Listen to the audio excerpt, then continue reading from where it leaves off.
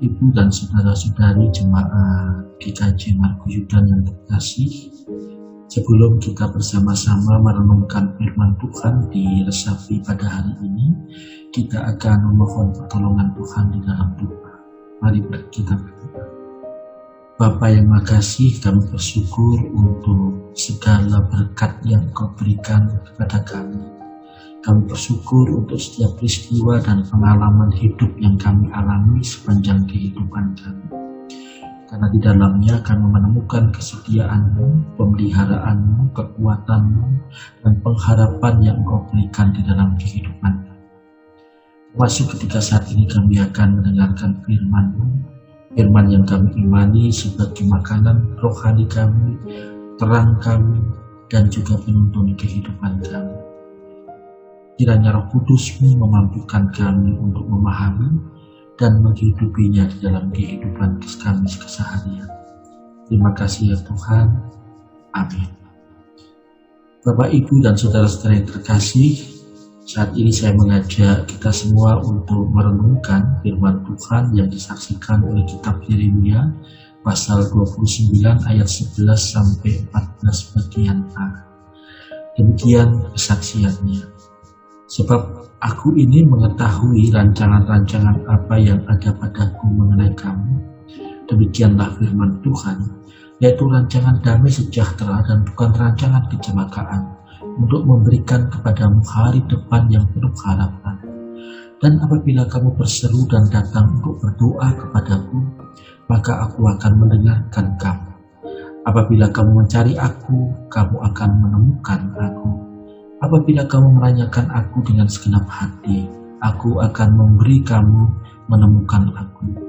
Demikianlah firman Tuhan, dan aku memulihkan. Demikian Bapak Ibu yang terkasih, kesaksian Yeremia pasal 29 ayat 11 sampai dengan 14 bagian. Bapak Ibu dan saudara-saudari yang terkasih, dalam kehidupan kita, kita mengenal adanya gelap dan terang. Semua orang tentu lebih senang terang daripada gelap. Orang juga sering mengkonotasikan terang itu sebagai positif, gelap sebagai negatif. Orang selalu melihat negatif itu sebagai hal-hal yang berisi kengerian, ketakutan, hilang harapan, hal-hal yang semuanya berkonotasi negatif. Padahal kalau kita kembali merujuk pada Alkitab, setidaknya ketika kita melihat kembali di awal penciptaan yang dikisahkan oleh kitab Kejadian 1, di sana kita melihat bahwa memang pada awalnya dunia gelap gulita, Roh Allah melayang-layang di atasnya, lalu kemudian Allah menjadikan terang, Allah melihat terang itu baik, dan Allah memisahkan terang dan gelap. Apakah kemudian di sana ada tertulis bahwa terang itu baik, tapi kemudian otomatis gelap itu tidak baik? Saya rasa kita tidak bisa mempersempit makna ayat di dalam kitab Kejadian itu demikian.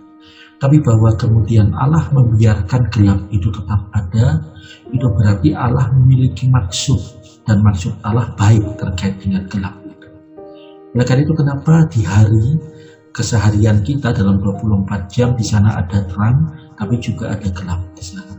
Terang adalah tempat kita beraktivitas, dan ketika gelap yang menunjuk pada malam adalah tempat kita, kesempatan kita untuk beristirahat dan seterusnya.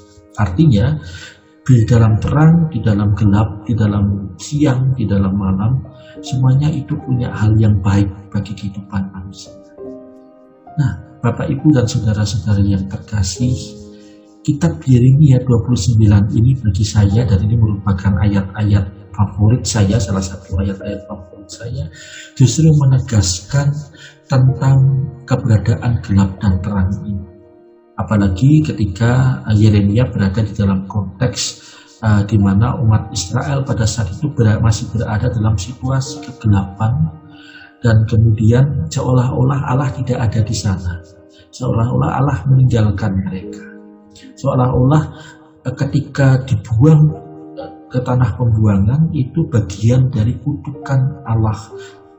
Sementara dalam Yeremia 29 menunjukkan bahwa segala sesuatu yang terjadi dalam kehidupan manusia, baik itu kegelapan ataupun juga terang, baik itu kedukaan ataupun juga kesukacitaan, itu adalah bagian dari rancangan tangan Allah.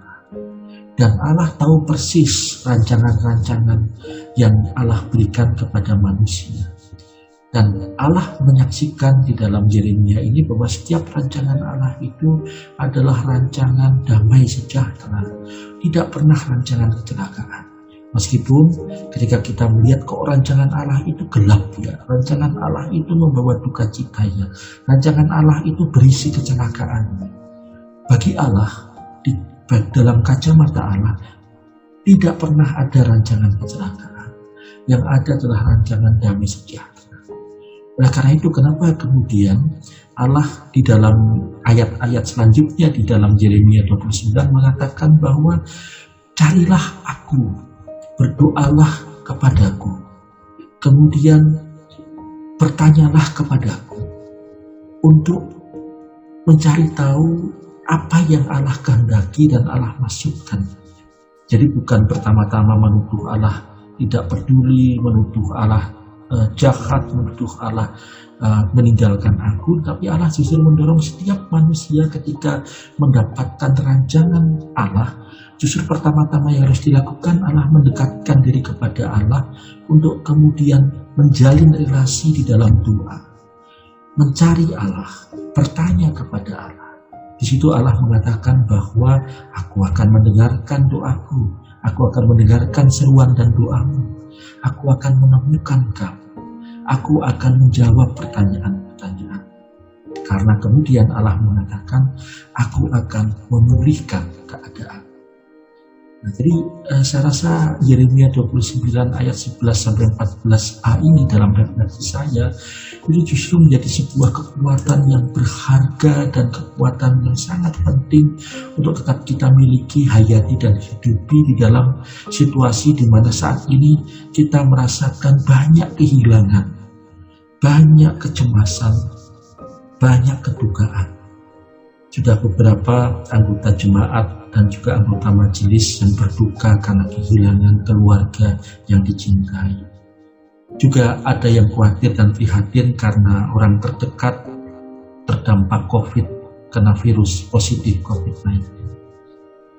Seolah-olah ketika kita mendengar itu gelap semuanya, panik, kita takut, khawatir, kita susah, kita kehilangan.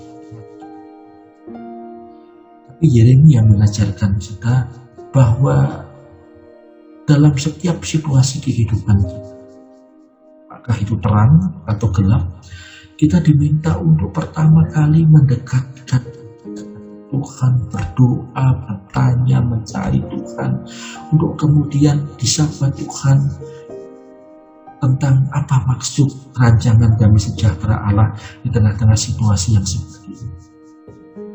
Dan keyakinan kita adalah ketika kita melakukan itu, Allah akan memulihkan keadaan kita. Mungkin memulihkan tidak dalam arti bahwa yang kehilangan akan menemukan, yang kehilangan, yang meninggal kemudian akan hidup kembali, tidak dalam pengertian seperti itu. Tapi iman, hati, semangat hidup, dan motivasi hidup kita akan dipulihkan untuk melanjutkan kehidupan bersama dengan Allah yang memiliki rancangan damai sejahtera, yang setia hadir dalam situasi terang atau gelap kehidupan kita dan berjanji memulihkan kita.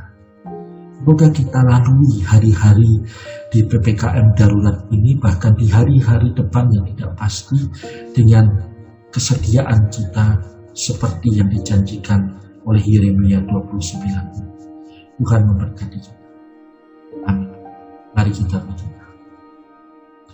Bapa yang Maha Baik, terima kasih untuk firman-Mu. Ajar kami untuk dapat memahami dan juga menghidupi dan melakukannya. Dan itu menjadi pegangan hidup kami di dalam kami menghadapi situasi-situasi yang tidak pasti pada saat ini. menghadapi kehilangan kedukacitaaan kami, menghadapi ketakutan dan kekhawatiran kami, menghadapi kepanikan kami. Biarlah semuanya itu digantikan dengan optimisme, harapan, dan juga kekuatan baru yang kami dapatkan ketika kami senantiasa berelasi, berdoa, bertanya, berseru kepadamu. Dan di situ kami menemukan bahwa Engkau hadir, baik ketika kami berada di dalam perang maupun ketika kami berada di dalam gelap. Kasih Tuhan akan kesetiaan-Mu, dan biarlah kesetiaan-Mu itu akan membuat kami juga menjadi setia, berharap, berdoa, dan mencari Engkau. Terima kasih ya Tuhan. Amin. Baik, demikian Bapak, Ibu, dan saudara-saudara yang terkasih Jemaat GKJ Marguyudan. Selamat beraktivitas, salam sehat, dan juga salam semangat. Tuhan memberkati.